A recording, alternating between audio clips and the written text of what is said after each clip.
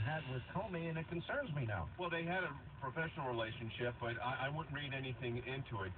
There is no one of the finest people I've ever met.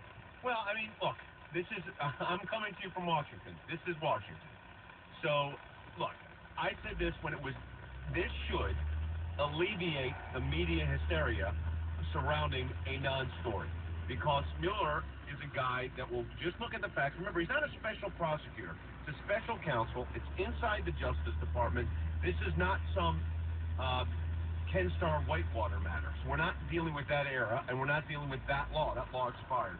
So while I don't think it was necessary, I don't think it was required, there's been no indication that there's been any legal violations here. And if I was on the left, I'd be a little concerned where Bob Mueller may end up going. Mueller may end up going and looking at some things like the uranium deal that you mentioned frequently, Sean. And that was a Russia business transaction. That was the biggest Russia collusion deal ever, and it was pay to play. And the Clinton Foundation got millions and millions of dollars, and Vladimir Putin got 20% of America's uranium. Right. So this is the reality of what we live with in Washington. Do I think it was necessary? No. Do I think it's bad news for the White House? No, I don't. All right, let me bring in David Limbaugh here. David, does it concern you, the comments of Mueller, that Comey is one of the finest people he ever met, or should we give him the benefit of the doubt? And, you know, anytime you get a benefit of the doubt, boy, it always ends up burning conservatives. Why do I always feel that way?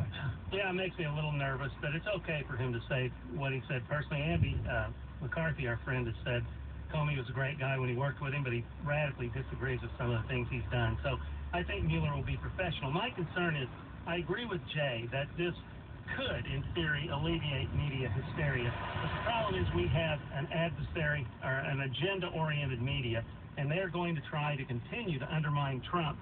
So it adds fuel to the fire of the leftist propaganda narrative because they're going to say this proves this is serious enough to warrant a special counsel.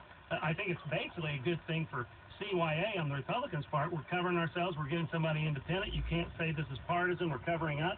But the Dems will twist it. The media, the liberals will twist it into, no, this proves that there is something there. And even if nothing does arise, they will claim it does. I think it's time we stop pretending that the left cares about being fair. They will do whatever they can to destroy Trump.